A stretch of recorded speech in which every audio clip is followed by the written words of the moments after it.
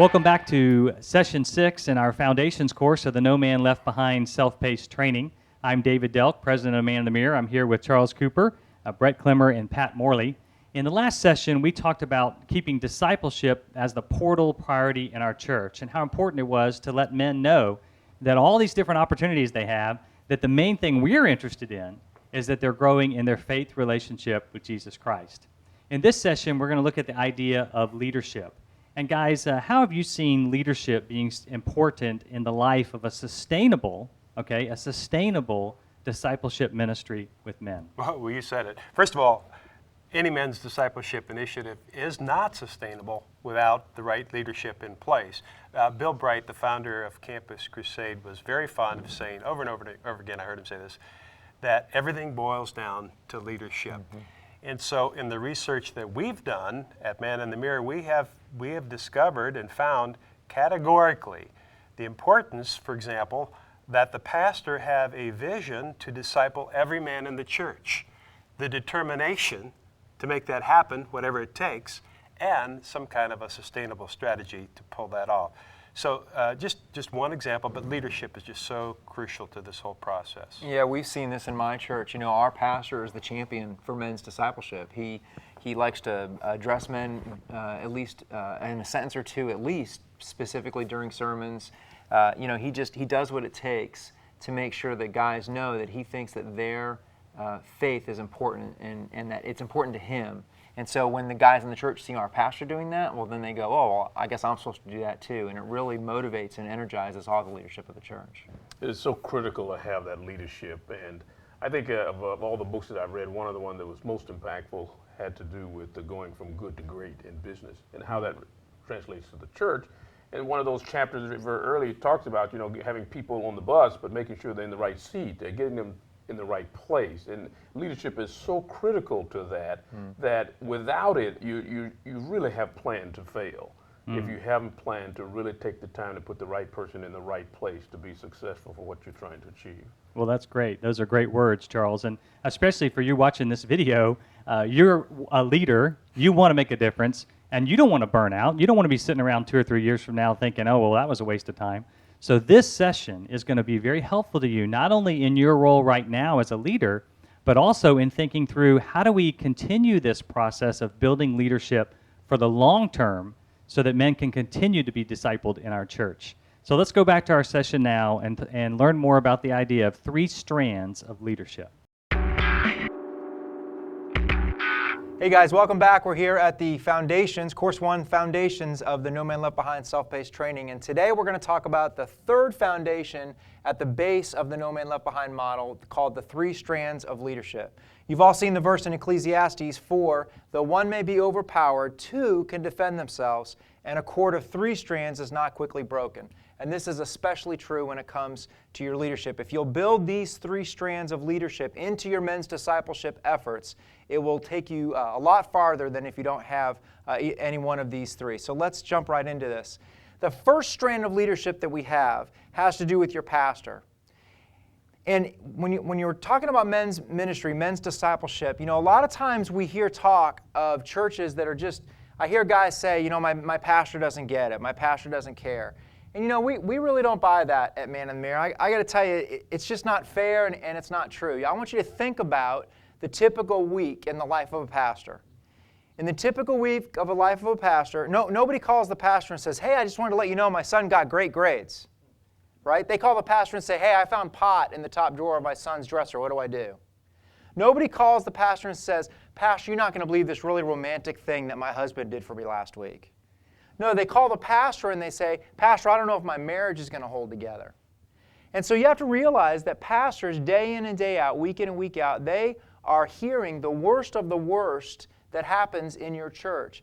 And so when you say to them, hey, Pastor, I'd like to get a men's ministry going, they go, yeah, that's great. Go for it. And the reason they say go for it and not what can I do is because I hate to tell you this, but you are not the first person to come into their office and say, I've got this great idea, let's have a men's ministry.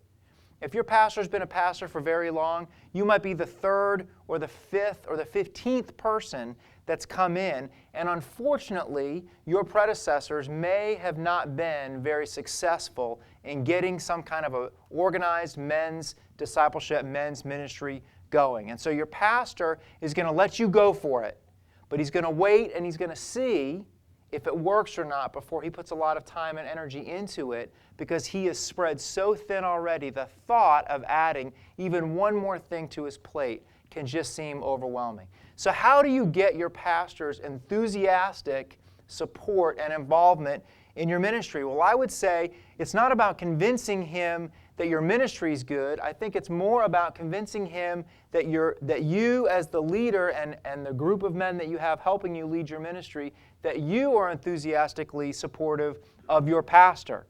And so let's look at the different ways that we can support our pastors. The first thing that we can do for our pastors is that we need to pray for them. You know, don't tell them that you're praying for them. All right? Pray for them, but don't tell them that you're praying for them. Why is that? Because there are a lot of people that have walked up to your pastor and said, "Pastor, just want you to know, I'm praying for you." And then nothing ever happens. The person never asked them, "Hey, how can we pray for you this week?" So pray for your pastor. Get the men that you're leading the men's discipleship efforts with to pray for your pastor. But until you've been faithful for a while, don't run to your pastor and say, "Hey, we're praying for you, pastor. We want you to know that." Just pray. Maybe after a while, maybe you get your guys together on Sunday mornings. I've heard of a church that did this. They get their guys together on Sunday mornings before the first service, and they just have a prayer time for their pastor.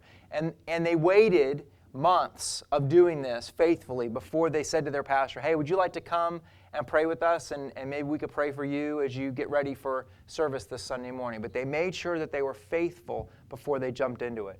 The next thing you can do is you can support your pastor.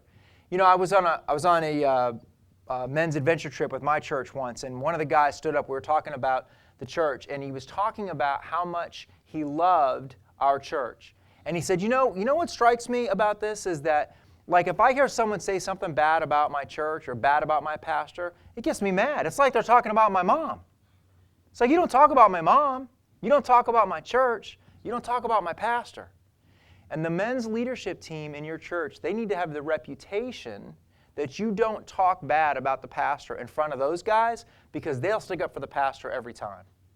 If you have an issue with the pastor, that you don't agree with something or you don't like something, you go and you talk to them about it, but you don't talk to anybody else about it. We need to have the reputation as men's leaders that we support our pastors, that we're praying for them, that we're supporting them, that we're not letting anybody else pick on them. It's tough to be a pastor. You have a big target on your back all the time when you're the pastor. Everybody's watching you. And so the men of the church need to have the pastor's back all the time. The third thing we need to do is keep our pastors informed. You know, the worst thing that can happen is for your pastor to get surprised by something that they didn't know was about to happen. I've heard pastors tell me, "Yeah, it was great. I told the guys that they could do a big event one weekend, and then I found out a week later that the women had already had something on the calendar that weekend, and I didn't know about it." So now he's got the head of one ministry upset with him or her, the head of another ministry upset with them, and the next thing they know, they're brokering a little argument. You know, they're trying to be negotiator. All of a sudden, you've turned them into a diplomat, and they don't need to be a diplomat. They need to be the pastor of the church. So keep your pastor informed. Make sure that they always know what's going on. If you have leadership team meetings and somebody takes notes, copy the pastor in the email. Always make sure the pastor knows what's going on. And that way also they can give you any feedback or information that you may not know about that the pastor knows about. They can give you that information and keep everybody from getting into trouble by accident. The fourth thing is to include your pastor, but include your pastor in the way that they want to be included. Now, we got a great pastor at my church, and we always have our men's adventure trip every year. And we have a deal that on our trip, Pete is just one of the guys. He's just one of the guys. We don't make him pray before meals. We don't make him speak to the group. He's just there to be one of the guys. That's what he wants. Now, you may have a pastor that likes to pray before the meals, that likes to lead devotional time. However your pastor wants to be include them in your activities in an appropriate way that meets their needs and their desires as well as your pastor. And then finally, love your pastor. Another way to say this would be to say, serve your pastor. And I would write this down, love my pastor tangibly. Serve my pastor tangibly. I heard about one church that the men's leadership team got together and they sort of all took a week during the summer. And so for like about 10 weeks during the summer, they made sure that the pastor's lawn got mowed every week. So the pastor didn't have to worry about that. It wasn't a big deal. Each guy did it once or twice during the course of the summer. I'm sure they got their teenage boys involved. Maybe you go out and buy a restaurant gift certificate for your pastor and get one of the teenagers in the church to babysit their kids so they can go out to a nice dinner sometime, just as a way of saying thank you. If you got a bunch of guys to throw in $5 or $10 each, you could do that very inexpensively for everyone, just as a way to say to your pastor, we love you, we support you, thank you, pastor, thank you for all the sacrifices that you make to be the pastor of this church. If you will support your pastor, you will make it much easier for your pastor to support your men's discipleship efforts. If you will show your pastor, for instance, through having an all-inclusive mindset, that you're not trying to create a whole nother church for them to be the pastor of, the rest of the church and then the men, because you're not scheduling all these activities there are already all these other activities in the church that men can't participate in, and now you're duplicating them with men's only activities. So if you have an all-inclusive mindset, that will show your pastor that you're supporting your pastor. We're going to talk about developing a vision and developing a way of communicating that vision. You want to make sure your pastor's on board with that vision, that actually your vision for discipling the men of your church is congruent with the pastor's vision for making disciples in the church. That the pastor sees you as a part of what they're doing instead of you having this grand master plan and you sort of saying, come on, pastor, keep up with us, right? You want to help your pastor lead effectively, and if you develop this reputation for your men's discipleship efforts as being supportive of the pastor and behind the pastor, then that will make it a lot easier for your pastor to support the efforts that you are undertaking. So that's your first strand, is to garner the support, the enthusiastic support and involvement of your senior pastor. Well, what's the second strand? Well, the second strand is that you need a passionate leader. You need somebody that wakes up in the morning and goes, man, how are we going to disciple the men of our church this week? If our church doesn't disciple men, I don't know what I'm going to do. This is the person that's sold out, heart, mind, and soul for seeing men discipled in the church. Now, if you don't have a person like this on your leadership team, you need to pray that God will bring someone to you, that He'll light a fire in somebody's heart and soul, that they will step up and just say, I'm the guy. I want to see all of our men discipled in my church. And the thing you have to do is don't look for the perfect guy. Don't look for the perfect leader, because guess what? Doesn't exist, right? So he may not be the most well-spoken person. He may not be even an upfront guy.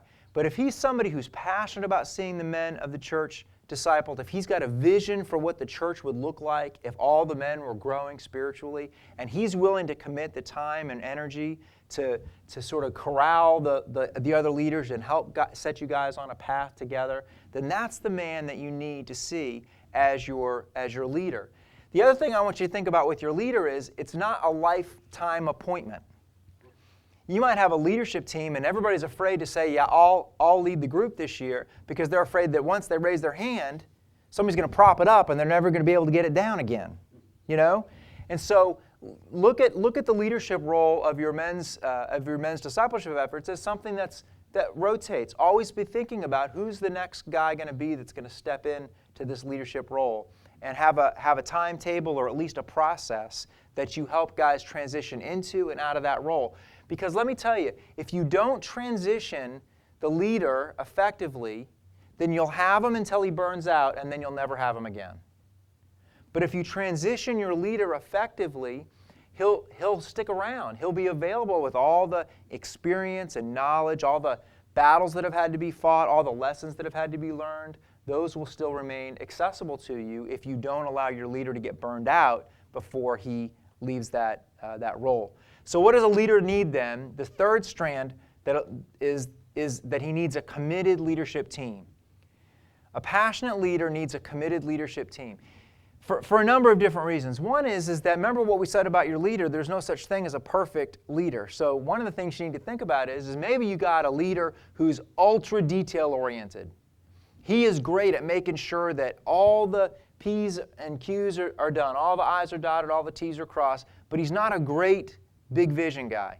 Well, then you want to have some guys on your leadership team that have some more vision and can help the ministry go in a certain direction rather than just sort of having really, really well-run events, which is what you might get with a super detail-oriented leader. Conversely, you might have a great leader who's super visionary. That's what we have in my church. We have actually a couple leaders who are super visionary, but they could not find a detail if it was nailed to their hand. So we have a couple other guys on our leadership team that are really, really good with details. And so we sort of sit around and we talk about what we want to accomplish in our men's discipleship efforts. Me and a couple other guys. And then we've got a couple of other guys that sit with us, and they're sort of waiting until we say, like, okay, go that way. And then, man, they're going to go get all the details taken care of. They're going to get the rooms reserved. They're going to get the calendar set. They're going to get the volunteers that are needed. They're going to do all the detail stuff. And I love it because I'm a vision, big picture guy. I don't like details. So I love it that I have a few guys that are so detail-oriented that they just love to sink their teeth in to making things run smoothly and effectively. And so you need all of this, all of these different skill sets on your leadership team. So what's your leadership team's purpose then? This is sort of the role they play, is to meet the different needs. Well, what's the purpose? Well, the first thing that your leadership team needs to do is they need to be committed to praying. They really need to spend some quantity of time together in prayer, because if your leadership team will spend time in prayer together, they will begin to become to each other what you're trying to model for the men of the church to become. But if all they're ever focused on is planning, then it just becomes an event committee. But when we start praying together and we start developing our relationships with each other, our relationships with God together as a group, and then we start to pray for the men of the church, and it arouses our passion. So now I don't just have one passionate leader on the leadership team. I got 6 or 8 guys that are, because the Holy Spirit speaks to them during their prayer times, now their hearts are aroused and they're even more passionate about seeing the men of the church discipled. The second thing they need to do is they need to be responsible for the vision. Where are you trying to take the men of your church? How do you communicate that out to all the men of your church? Your leaders need to be the spokesmen. They need to be the emissaries out into the rest of the church for what we're trying to accomplish in our men's discipleship efforts. And once they're in prayer together, they're communicating out the vision, then the next thing they need to do is they need to be planners. They need to be planners and organizers. But listen, not doers. They need to be planners and organizers, but not doers. If you have a men's ministry or a men's discipleship team where either a leader or a group of 5 or 6 leaders is doing all the work, you might as well quit now, because in 2 years you're going to be burned out and quit anyway. So the goal of a leadership team is to, again, model for the church what you want the men to become. So you don't want guys that just do everything. You want guys that go out and develop relationships with 3, 4, 5 other guys. And then when it's time to run that next activity they're involved in, that next small group effort that they want to do, or that Bible study, or that men's retreat, or that big wild beast feast barbecue that you're going to do, they've got a group of guys that they can say, hey, man, we're doing a wild beast feast in a month, and I'm responsible for the food. Could you come help me do the food? And so they get a guy, and one guy says, yeah, he'll do the shopping. And another guy says, yeah, I'll get some buddies and we'll do the setup. And another guy says, hey, I'll help you cook. And another guy says, yeah, I'll get some guys and we'll do the cleanup. Now, one guy who is responsible for the food, he could have done the shopping and he could have done the setup and the cooking and the cleanup.